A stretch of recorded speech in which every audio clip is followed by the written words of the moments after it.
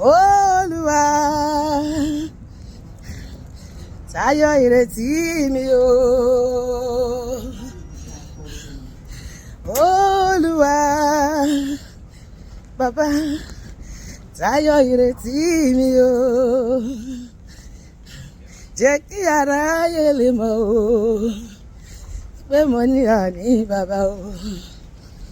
Oluwa tayọ ìrètí mi o. Oluwa tayọ ìrètí mi o bàbá. Jẹ́ kí aráyé lè mọ̀ pé mo ní àní bàbá. Ọlọ́run àánú mo pè ọ́, Ọlọ́run tó ń gbé ní ìsàlú ọ̀run, ọba tó ń ṣe ohun tẹ́nìkan ò lè ṣe. Ìyanu lórúkọ rẹ, ìbí rẹ ìwánu ni, ìwàsáyé rẹ ìyanu ni, ikú rẹ ìyanu ni, iṣẹ́ rẹ ìyanu ni láyé. Ìyanu ni Ọlọ́run, wá ṣe ìyanu láyé mi nínú ọdún tàwáyé. Ó ṣe ìyanu nínú ayé Anna, ayé rí ògo rẹ, orí ògo rẹ lára rẹ. Ó ṣe ìyanu nínú ayé Joseph, ògo rẹ farahàn o.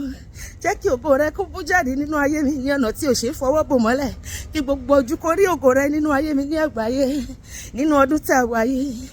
Olúwa tayọ ìrètí mi o. Malerebo ṣàndéríerebo mẹkẹrí araba ṣàndérí araba. Jẹ́ kí aráyé lè mọ̀ o pé mo ní ọ̀ní bàbá. Bàbá ṣe ju bí mo ti rò. Jésù Kristi ṣe ju bí mo ti lérò lọ. Jésù dìde nínú agbára rẹ o. Tayọ ìrètí mi kí aráyé lè mọ̀ o bàbá o. Bàbá ṣe ju bí mo ti rò nínú ayé mi nínú ọdún yìí, nínú ìpè mi, nínú iṣẹ́ mi, nínú iṣẹ́ ìrìnsẹ́ mi, nínú ìgbéyàwó mi, nínú ètò ìṣúná mi, nínú ètò ìlera mi. Jésù Kristi ṣe ju bí mo ti lérò lọ. Jésù dìde nínú agbára rẹ o. Tayọ ìrètí mi kí aráyé lè mọ̀. Olúwa ìwọ ni Ọlọ́run tó ń ṣe ohun tẹ́nìkan ò lè ṣe. Apá ńlá tó solé ayé ró, ọlọ́wọ́ gbọgbọrọ tó yọmọ rẹ̀ lọ́fìn ayé. Yọ mí nínú gbogbo ìdààmú tí ayé jù mí sí, kí o gbé mi lọ síbi gíga nípa tara nípa tìẹ̀ mi. Nínú ọdún tí mo wà yìí, ṣohun ògo tó ń bani lẹ́rù nínú ayé mi, kí gbogbo ayé kó mọ̀ wípé mo ní ọ ní Ọlọ́run. Olúwa yọ sí mi wẹ́rẹ́, gbọ̀nà ìyanu yọ sí mi, kí o ṣohun ògo tuntun nínú ayé mi, nínú ilé mi, nínú iṣẹ́ mi, nínú ẹbí mi, ní àdáwọlé mi gbogbo. Bàbá ṣe ju bí mo ti rò, Jésù Kristi ṣe ju bí mo ti lérò lọ. Jésù dìde nínú agbára rẹ o. Tayọ ìrètí mi kí aráyé lè mọ̀. Bàbá ṣàánú mi o, àjàgà yìí wúwo mi lè rú o. Bàbá ṣàánú mi, bàbá ṣàánú mi o.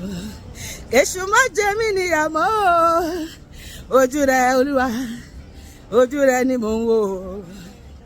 Ọmọ ìlérí má ló pè mí o bàbá o.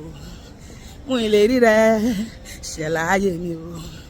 Gbé orí mi sókè Ọlọ́run mi. Gbé orí mi sókè Ọlọ́run mi. Nígbà tí ìṣòro dé tí kò sí olùrànlọ́wọ́ mọ́. Gbé orí mi sókè Ọlọ́run mi. Omijé ojú mi ń béèrè àánú rẹ bàbá. Olúwa nù mí lómijé nù. Gbogbo ọkàn tó ń sọkún ní àgbáyé sọ ẹkún wa dẹ̀rí. Bẹ́ẹ̀ni sọ pé bí ẹkún bá pẹ́ díẹ̀ lẹ́kọ̀ọ́, ayọ̀ ń bọ̀ lówùrọ̀ lÓlúwa wí. Jẹ́ kí òwúrọ̀ ayọ̀ wa kó bẹ̀rẹ̀ lọ́jọ́ òní. Àṣà àti kọ́ pé nígbà tí Ọlọ́run dá ikú lọ sí òní padà, ó dàbí ẹni tó ń lálàá. Àwọn kèfèrí wípé Olúwa ṣohun ńlá fún wọn. Olúwa ṣohun ńlá fún mi lọ́dún yìí. Kẹ́rù kó bá gbogbo àgbáyé, kẹ́rù kó kójú kó ti gbogbo ọ̀tá mi. Omijé ojú mi béèrè àánú rẹ bàbá. Yeyeyeye fi aṣọ ojú rere wọ̀ mí Ọlọ́run o. Àráyé retí ohun tí mo mú bọ̀ lọ́dọ̀ rẹ̀ bàbá mímọ́. Ọdún yìí lọ Olúwa, ọdún yìí lọ. Omijé ojú mi béèrè àánú rẹ̀ bàbá. Ọlọ́run máa nu omijé mi àti ẹnu lọ́dún yìí. Gbogbo nǹkan tó ń pa wá lẹ́kún á sọ di ayọ̀ fún wa. Á la ọ̀nà àbáyọ fèmí àti ẹ kúrò ní gbogbo ìṣòro àti ìdààmú ayé wa lórúkọ Jésù. Àmín.